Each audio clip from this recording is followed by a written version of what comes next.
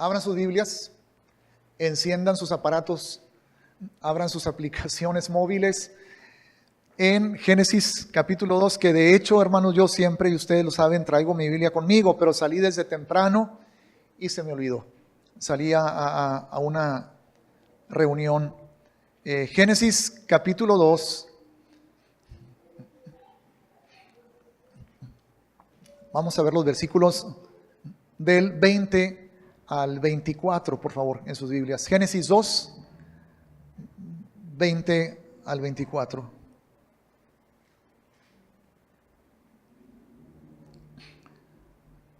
El tema que vamos a comenzar hoy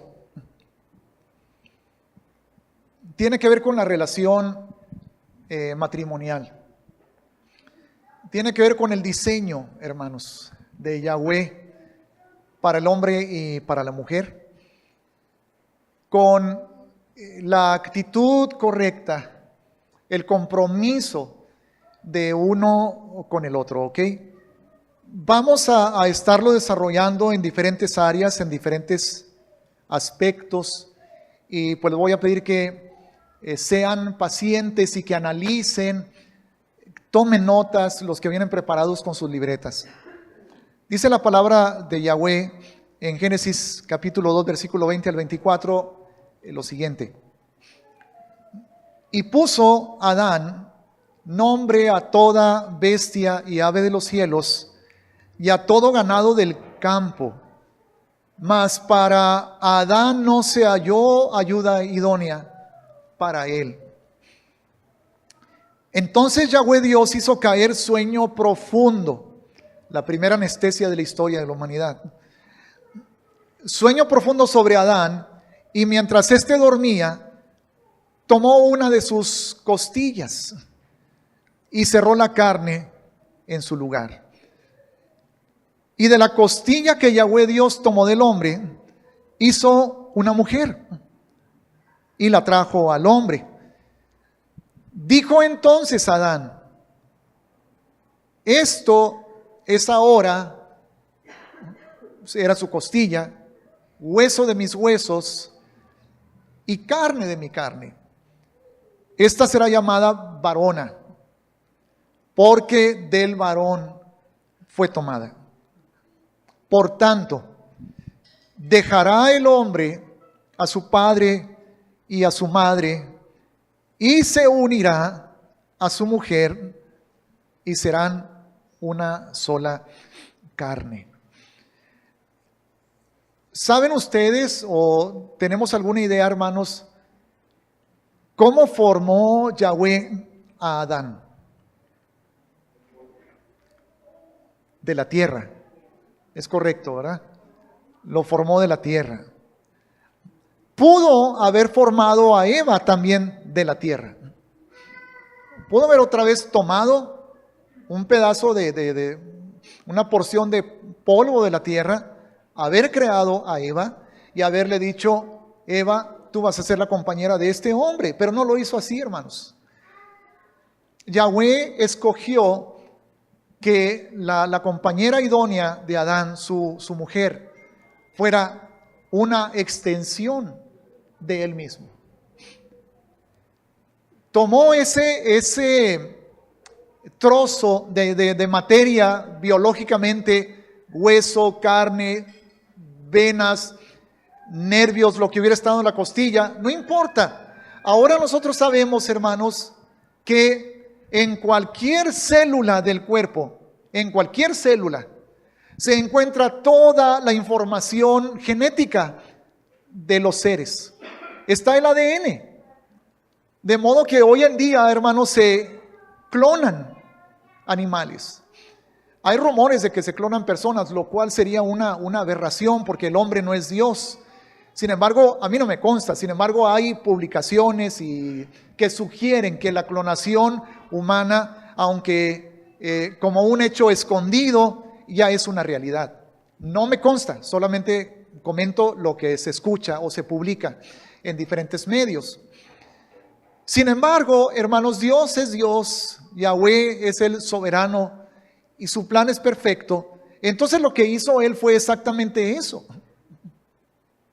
Es una clonación, en el sentido de que surgió de Adán la materia prima para crear a Eva. Es su carne, es su hueso, es su sangre. Solamente Dios le dio forma de mujer. Un pasaje con el que yo puedo relacionar esto, que es un misterio grandísimo, hermanos. Y yo creo que es claro, nos queda claro que la palabra está aquí para que la escudriñemos y para que busquemos la verdad y para que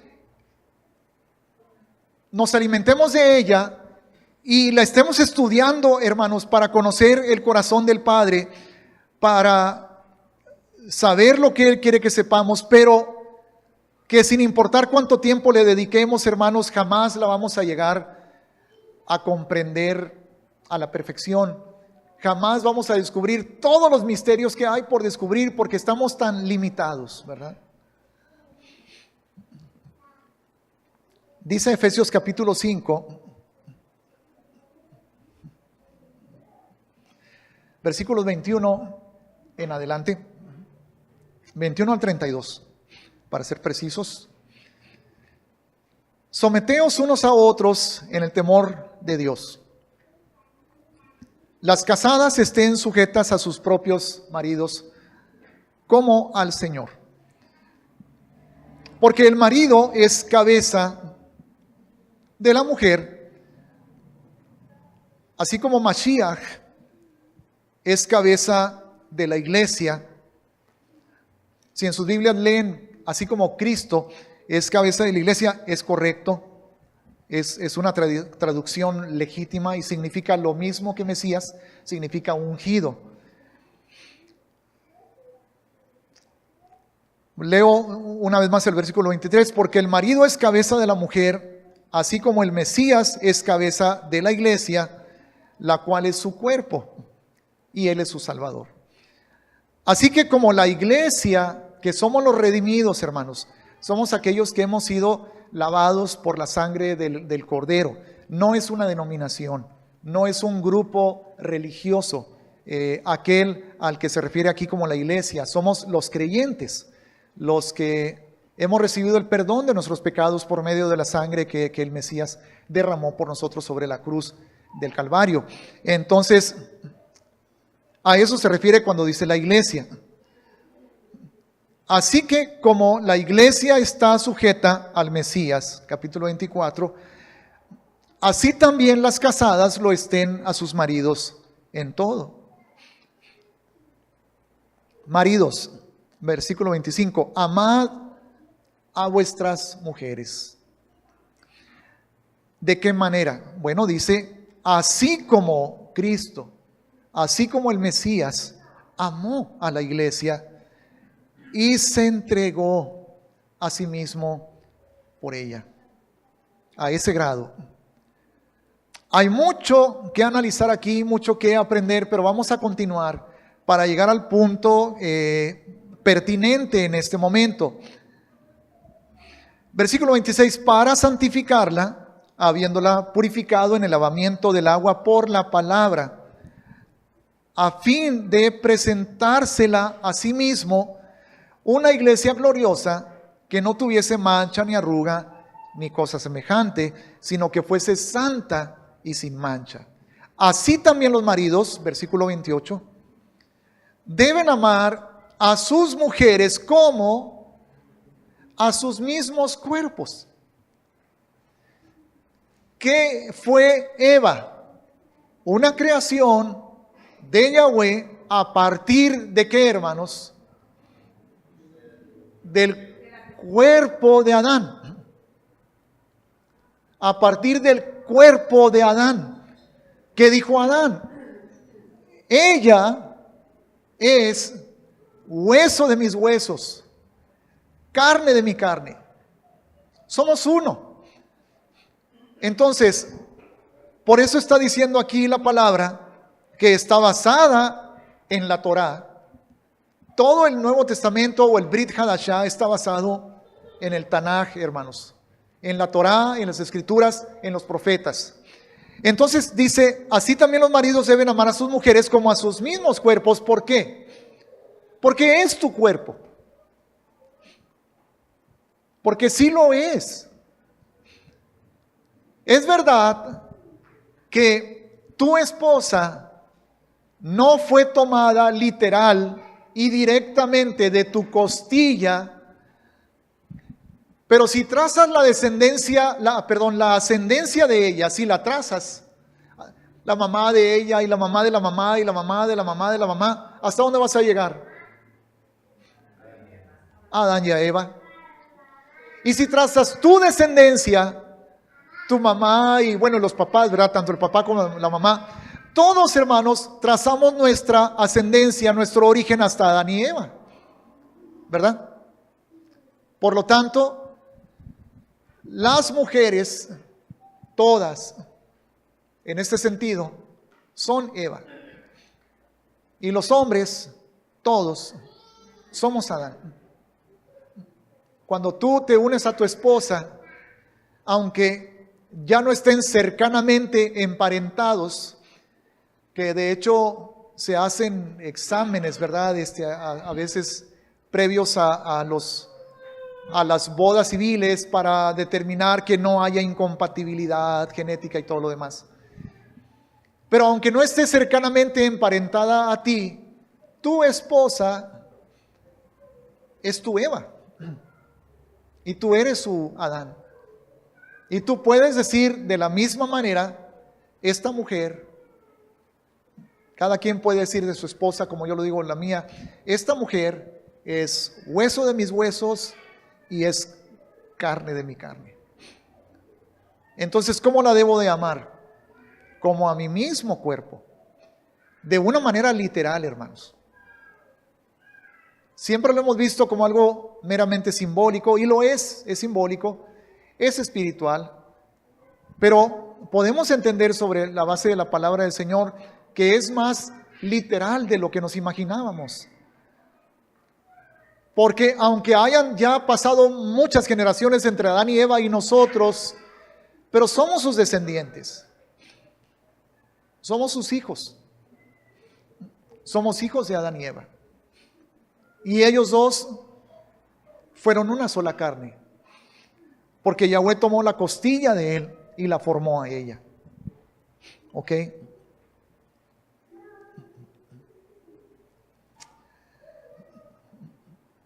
Dice el versículo 28 al final, el que ama a su mujer, a sí mismo se ama. Por lo tanto, el que no ama a su mujer, la deducción es, no se ama a sí mismo, ¿verdad? Porque, versículo 29, porque nadie aborreció jamás a su propia carne, sino que la sustenta y la cuida, como también Cristo a la iglesia. Probablemente hay personas, hermanos, que se aborrecen y se dañan. Sí las hay, ¿verdad? Que deliberadamente se hacen daño. Pero no es una situación normal. Hay problema ahí. Hay problemas espirituales, hay problemas mentales, psicológicos, hay alguna enfermedad, pero no es normal. Lo normal es que una persona se ama. ¿Quién se ha dado martillazo en el dedo por accidente cuando estamos clavando algo? Hombres, ¿quién nos hemos dado? Ok. Si algún hombre no se ha dado jamás un martillazo, ¿verdad? Yo le diría, necesita ver más box, ¿verdad? Pero, o algo por el estilo. Ok.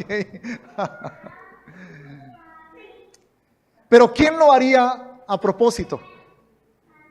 Hace mucho que no me doy un martillazo. Ya se olvidó cómo se siente. Extraño darme un martillazo. A ver, pues como que no es lógico, no es natural, ¿verdad? Eso, yo me amo a mí mismo, hermanos.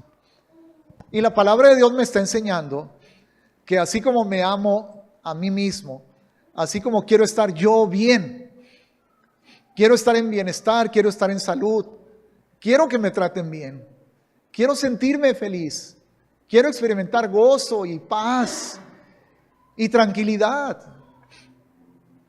Y se siente muy bonito que de vez en cuando alguien le dé alguna palabra de ánimo, de reconocimiento, de valoración, ¿sí o no? Entonces, la palabra me está diciendo que yo debo hacer lo mismo con mi esposa, porque es mi cuerpo. Wow, mi esposa es mi cuerpo, es mi carne. ¿Cómo voy a desear algo malo para ella? ¿Cómo voy a propósito a lastimarla? Sí lo hago, pero nunca es a propósito, siempre se me chispotea, ¿verdad, mi amor? No es esa mi intención, nada más que a veces soy medio carancho, ¿verdad? Entonces, dice ella que no, pero sí. La relación entre el marido y la mujer, hermanos, dice aquí la palabra del Señor que debe ser como la relación entre Yahshua y sus redimidos.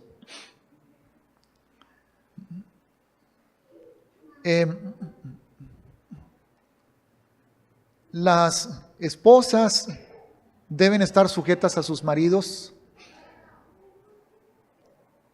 de la misma manera que el marido está sujeto a Yahshua. Hay diferentes maneras de pensar en el cuerpo del Mesías. Hay diferentes maneras de pensar en el pueblo mesiánico, del cual nosotros somos parte, hermanos. Pero yo voy a compartirles mi entendimiento. No pretendo que sea perfecto o irrefutable. No pretendo eso, hermanos. Es mi entendimiento. Es mi entendimiento honesto basado en lo que leo en la palabra del Señor. El asunto es que Yahweh, hermanos, diseñó todo, planeó todo y lo hizo de una manera perfecta. Diseñó también la relación entre el hombre y su esposa, el hombre y su mujer, de modo que, como lo acabamos de leer en Génesis capítulo 2, la mujer sea su compañera, su ayuda, hermanos. Ahora, vamos a analizar un poquito más detenidamente, más adelante, Génesis capítulo 3, donde nos habla de la tentación y del engaño de parte del enemigo, del diablo a través de la serpiente, y de las fallas que hubieron en la relación matrimonial, para que la serpiente pudiese lograr el objetivo de engañar a Eva y posteriormente a Adán, hermanos. Tuvo que haber habido una grieta, una falla, un quebrantamiento serio de la relación matrimonial. Normalmente lo vemos como una falla en la relación entre el hombre y Dios, lo cual sí existió evidentemente. Pero también, hermanos, antes de eso hubo una falla en la relación entre el esposo y la esposa, y por ahí entró Satanás. Pero eso lo vamos a analizar después. En este momento, a lo que quiero llamar la atención en el capítulo 3 de Génesis es el punto en el cual, ya después de haber pecado, después de haberse sentido avergonzados porque se vieron desnudos, viene Adonai, viene el Padre, habla con ellos, y entre las profecías de maldición que pronuncia, aunque también hay profecía de bendición, cuando dice que la simiente de la mujer herirá en la cabeza a Satanás, ¿verdad? A la simiente de Satanás. Pero hay profecías de maldición, hermanos, y una de ellas se la dice a la mujer cuando le expresa: tu deseo será para tu marido. Algo cambió. Algo se quebrantó ahí, hermanos, que no era el plan original de Dios. Ahora, en el diseño original, antes de la caída, antes del pecado, Adán era la cabeza.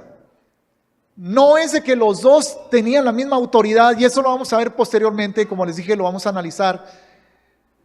Pero no era la cabeza de Eva de la manera pervertida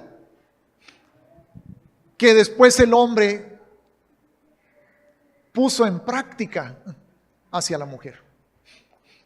En otras palabras, Yahweh estableció a Adán como el líder, como la cabeza del hogar, es más, de toda la creación. Pero en eso estaba incluida su esposa, Eva. Él fue establecido desde el principio como la cabeza de ella. Pero de una manera perfecta, hermanos. Donde él estaba consciente de dónde había salido Eva. Y estaba caminando en la voluntad del Padre, en el amor del Padre, en la justicia del Padre, en obediencia a los mandamientos que estaba recibiendo de Yahweh junto con su esposa, en justicia, hermanos, en equidad, en consideración, en respeto, en cuidado, en protección. En otras palabras, así exactamente como Pablo ahora en Efesios capítulo 5 está diciéndonos a nosotros los hombres que debemos de ser con nuestras esposas. ¿Qué significa esto? Significa que cuando vino el pecado, hermanos, tanto Eva como Adán dieron lugar al maligno en sus vidas. El hombre no cambió en el sentido de que la autoridad dada por Dios era la misma, pero se pervirtió. Se pervirtió. La autoridad del hombre sobre su esposa era justa, perfecta, bondadosa, considerada y dispuesto, era una autoridad en amor, dispuesto él, si hubiera sido necesario, como debió haber puesto en práctica y no lo hizo, a morir por su esposa, por su propio cuerpo, por la carne de su carne y el hueso de sus huesos. ¿Ok? Pero vino el pecado y esa autoridad se pervirtió, que es lo que expresa la maldición: tu deseo será para tu marido.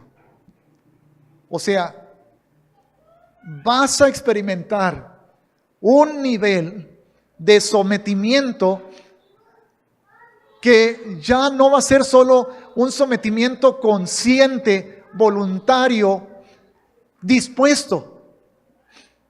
Vas a experimentar tiranía. Vas a experimentar abuso, maltrato, humillación. Eso no era la voluntad del Padre, hermanos. Eso no fue el diseño de Yahweh. Eso fue la consecuencia del pecado. Y no es eso lo que la mujer ha experimentado durante todos estos siglos. Que últimamente, en las últimas décadas, con los movimientos feministas y todo lo demás, se ha querido revertir. Pero ¿saben ustedes una cosa, hermanos? Una cosa es un movimiento genuino de restauración al amor, al respeto, a la protección, a la compasión, a ese compañerismo sano entre hombre y mujer. Y otra cosa es, hermanos, que el movimiento satánico de la opresión contra la mujer por parte del hombre, de una manera injusta, apartada de la voluntad de Dios, apartada de la ley que encontramos nosotros en la Torá. Ese es un movimiento satánico, hermanos. El enemigo lo ha aprovechado para inventar otro movimiento satánico, que es el feminismo. Entonces, Satanás es astuto, hermanos. Él crea un problema para luego ofrecer una solución que para mucha gente en el mundo es una solución, pero no es otra cosa que una trampa para traer otro nivel de esclavitud a la humanidad. No voy a discutir ampliamente lo que son las características del movimiento feminista, hermanos. Ahora, al decir que estoy en contra del movimiento feminista, de ninguna manera se interprete como que estoy a favor del abuso, de ninguna manera, o del maltrato o de la opresión, o de la violación de los derechos tanto de hombres como de mujeres como seres humanos. Estoy en contra del abuso, estoy en contra del maltrato, de la violencia intrafamiliar. Sin embargo, el movimiento feminista lo ha llevado a otro extremo, a rebeldía, no solamente contra el varón, que en muchos casos no merece sometimiento, sino contra lo establecido por la palabra de Dios. Yeshua vino, hermanos, a darnos salvación, vino a entregarse por nosotros por amor, a dar su vida, a derramar su sangre. No solamente para, de esa manera, redimirnos y libertarnos del poder y la autoridad del pecado y de la maldad y de la injusticia y de Satanás sobre nosotros y restaurarnos al diseño original. Porque eso es lo que hace la redención, hermanos, por medio de Yeshua, por medio de su sacrificio, de su muerte en la cruz y de su resurrección. Viene a restaurarnos al diseño original, sino también lo hizo para que nosotros como varones entendamos que ese es el modelo como esposos. Ese es el modelo. Es un pacto, hermanos, entre dos partes. El matrimonio es ejemplo y vamos a decir, es como es un símbolo, es una tipología del amor entre Yeshua para su iglesia y de la relación entre Yeshua y su iglesia, hermanos, como ninguna otra relación humana, y lo he dicho en diferentes ocasiones. La máxima expresión de amor, el máximo ejemplo de ese sentimiento que conocemos como amor, no es mamá e hijos, ni padre e hijos. Siempre se le ha dado esa imagen al amor de madre, lo máximo. Discúlpenme, y aunque es hermoso, pero no es lo máximo. Porque no puede haber un amor más grande que el de Yeshua para su iglesia.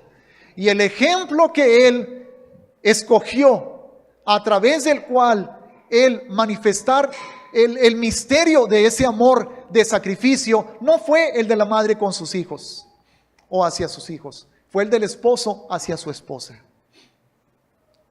Para muchos es un concepto difícil porque muchas mujeres, una gran cantidad de mujeres, hermanos, no ha experimentado eso de su esposo. Y entonces, a mí incluso me ha tocado me tocó un día escuchar a una pastora que expresó: para mí primero son mis hijos que este hombre. ¡Wow! ¡Qué tremendo! Entonces, por eso muchas mujeres encuentran difícil comprender este concepto. Claro que mis hijos son lo máximo. Claro que yo daría mi vida por ellos, y yo también por los míos, hermanos. Pero no más que por mi esposa. Encuentran más facilidad de comunicarse con sus hijos, o con una amiga, o con la comadre, que con su esposo o con su esposa. Algo anda muy mal. Algo anda muy mal. Claro que hay temas que platico con mi compadre, que a lo mejor no platico con mi esposa, porque son temas que pues, nos interesan, ¿verdad? O sea, porque yo con mi compadre, o sea, el compadre y yo hablamos pues de las comadres, ¿verdad? No, no es cierto. Pero con nadie tengo la intimidad que tengo con mi esposa.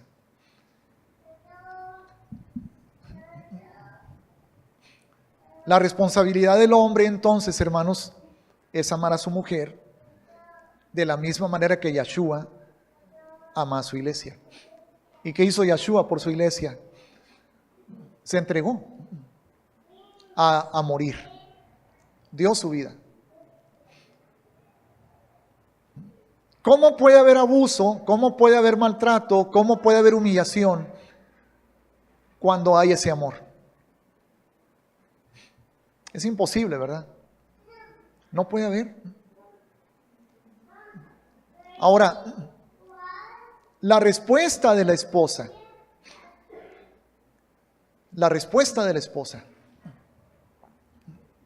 es someterse a él y no le cuesta trabajo.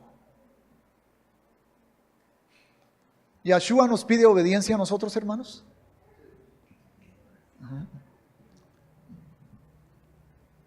Por amor. Si me amáis, guardad mis mandamientos. Primera de Juan capítulo 5 dice, y esto es el amor a Dios, que guardemos sus mandamientos y como consecuencia de hacerlo por amor, sus mandamientos no son gravosos, no son pesados. Ahora, lo que puede costarme es someter a mi carne ante un mandamiento de mi Salvador Yeshua. Pero Él me amó tanto, de una manera indescriptible humanamente. Dio su vida, tomó mi lugar, llevó mi pecado, sufrió mi castigo. Yahweh lo hizo a Él pecado, como lo dice 2 Corintios capítulo 5, versículo 21. Al que no conoció pecado, por nosotros lo hizo pecado, para que nosotros fuésemos hechos justicia de Dios en Él. ¿Cómo no estar agradecido por su salvación, por haber ocupado mi lugar? Y porque su sangre, hermanos, me sigue libertando y justificando a pesar de que yo lo sigo desobedeciendo. ¿Cómo no sentir en mi corazón el anhelo de agradarlo? Primera de Juan, capítulo 3, 22. Capítulo 3, versículo 22, dice, y sabemos que lo que pidamos lo recibiremos de Él. ¿Por qué? Porque guardamos sus mandamientos y hacemos las cosas que son agradables delante de Él. El matrimonio debe de ser un reflejo de la relación entre Yeshua y la iglesia. Así como la iglesia se siente bendecida por esa salvación, porque Yeshua la redimió, la perdonó, dio su vida por ella, por la iglesia. Y la iglesia responde en obediencia, en santidad, en sometimiento a su palabra, en la adopción de la palabra de la Torá como estilo de vida por agradarlo. La motivación no puede ser temor ni condenación, hermanos. No puede ser agradable a Dios que yo lo obedezca porque tengo miedo de algo. Tiene que ser por gratitud, por corresponderle. Entonces, de la misma manera, como está escrito en Efesios, esa debe de ser la relación entre el esposo y la esposa. Ella siente, percibe, recibe el amor de él, que está dispuesto a todo por ella, aún a perder su vida por ella. La ama, la valora, la considera, la protege, la ayuda, la edifica, la trata con respeto, la hace sentir que importa. Entonces la bendice, en no pocas palabras, hermanos, porque la ama. Entonces, ¿qué tan difícil debería de ser para ella obedecerlo. No debería de ser. Porque todo lo que él busca es su bendición. Claro, el varón está, además, él sometido a Yeshua. Entonces, él no va a querer establecer otra cosa en su familia que la voluntad de Yeshua. Que la palabra, los mandamientos, la santidad, lo correcto, lo honesto. Me he topado con situaciones en las que en alguna ocasión traté el asunto dentro de un matrimonio de una mujer, un matrimonio donde ella de plano no quería someterse a él. En cuestión de convicciones, de principios, de creencias bíblicas. Él queriendo establecer en su hogar los principios de la Torá o el rechazo a ciertas costumbres que no proceden de la palabra de Dios. Y ella peleando, enojándose, incluso rompiendo cosas en la casa a causa de que él no le permitía a ella hacer ciertas cosas que él consideraba contrarias a sus convicciones. O sea, estamos hablando de dos personas que no están caminando en el mismo sentir. ¿Por qué? Porque no se fundó en Yeshua ese matrimonio y con el tiempo él conoció la palabra, conoció la salvación, se entregó y se comprometió con la palabra de Dios y ella no. Entonces cuando yo platiqué o traté el asunto con ellos como matrimonio, hermanos, una de las cosas que le dije a ella fue, dije, mira, si tu esposo no está cumpliendo su parte, su responsabilidad dentro del pacto y lo que el Señor le exige a él en la palabra hacia ti, si no está siendo el marido responsable, si no está manifestándote que te ama y te protege y está al pendiente de tus necesidades y de las necesidades del hogar, si no te hace sentir valorada y respetada y que importa, si no te expresa lo importante que tú eres para él, entonces yo ahí no te puedo pedir que te sometas. Primero tengo que tratar con él ese asunto. Pero si él está haciendo eso, está cumpliendo su parte del pacto, entonces es tu responsabilidad obedecerlo, estés de acuerdo o no estés de acuerdo con la manera de pensar de tu esposo. Tú como esposa no eres la que va a determinar si vas a obedecer a tu marido sobre la base de si estás de acuerdo con su manera de pensar o no. El Señor te ordena obedecer a tu marido. Así de sencillo. Ahora, el matrimonio está diseñado por Dios para ser para siempre, hermanos. Pero el pecado ha llegado a desbaratar todo. Las personas ya no saben ni por qué se casan o se casan por las razones equivocadas. No entienden el concepto de pacto que vamos a analizar también más adelante. No entienden el concepto bíblico de matrimonio.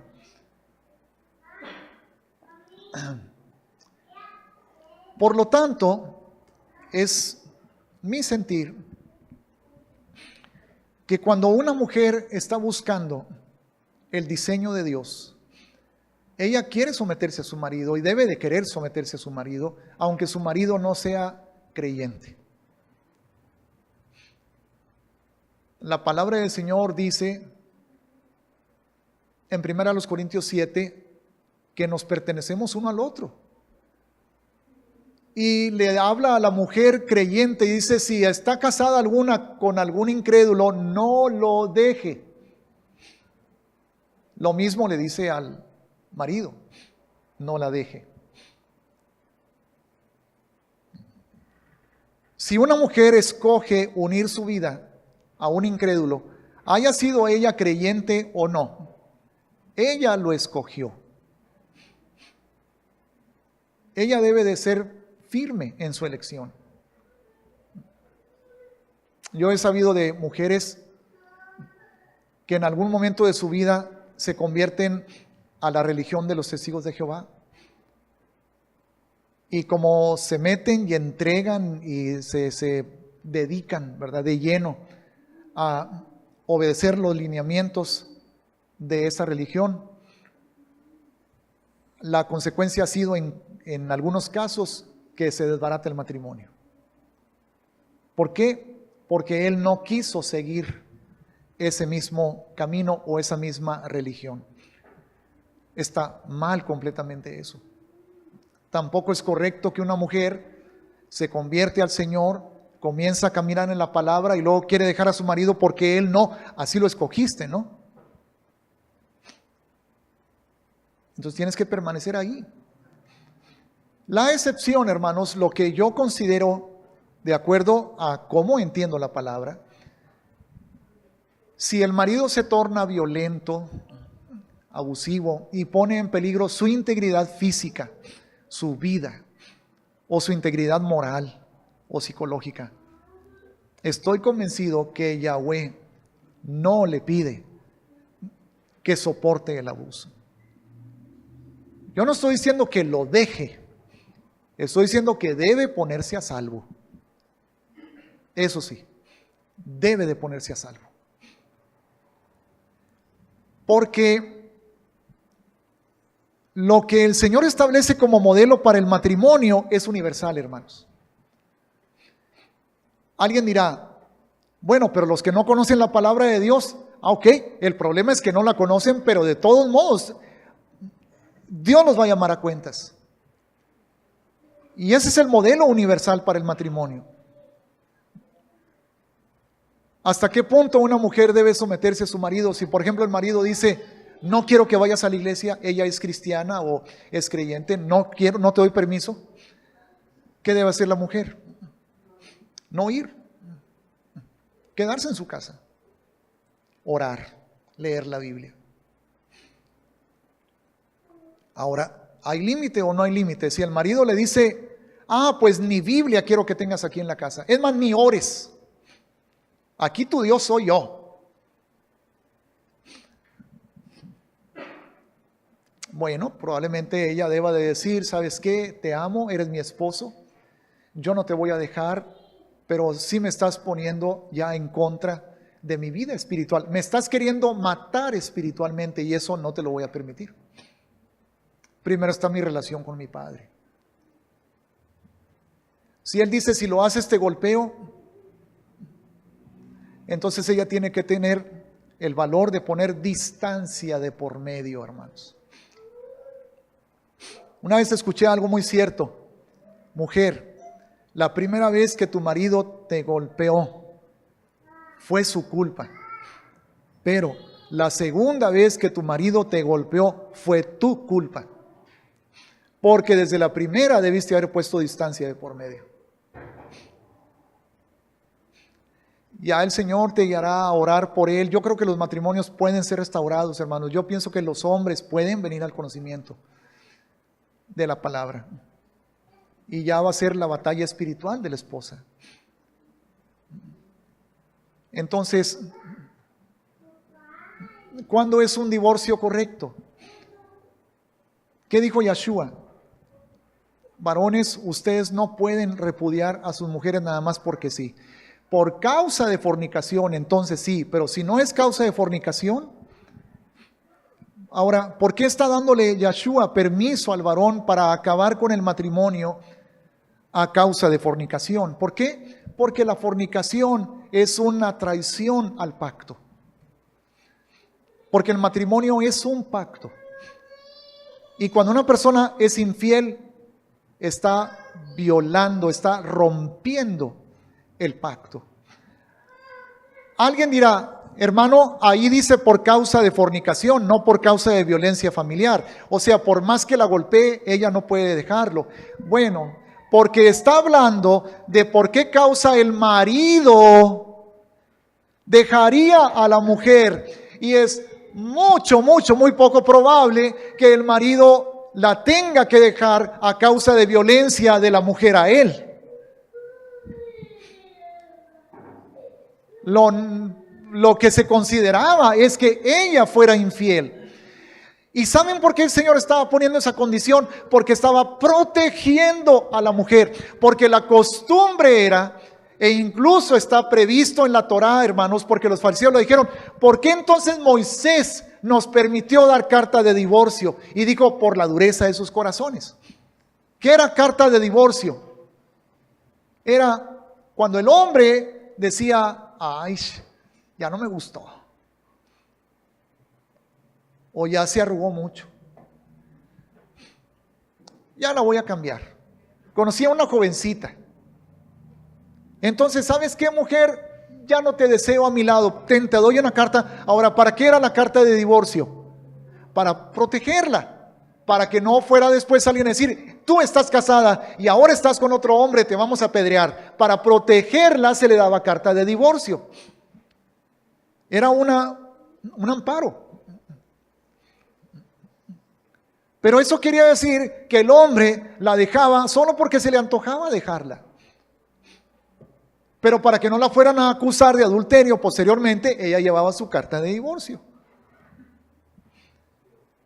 Entonces lo que Yeshua hizo fue decir, no, eso no se vale.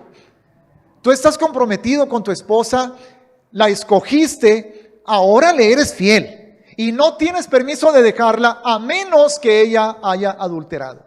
Ahí sí entonces ya puedes dejarla, porque está quebrantando el pacto. No aduce violencia porque no se daba eso de una mujer hacia su esposo. Pero sí se puede dar del esposo a la esposa. Y así como la mujer rompe el pacto siendo infiel a su marido, ¿no creeremos también, no pensaremos que también el hombre lo rompe si trata de matarla? Está rompiendo el pacto.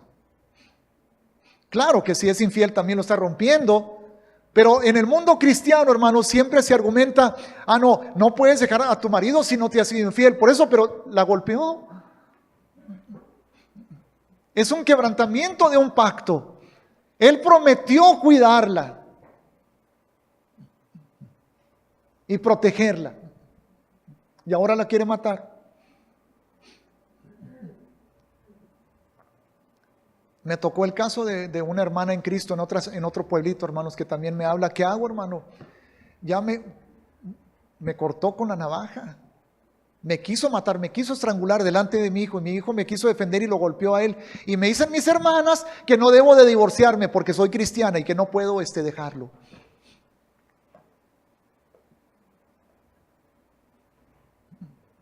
Hello. Respeto y acepto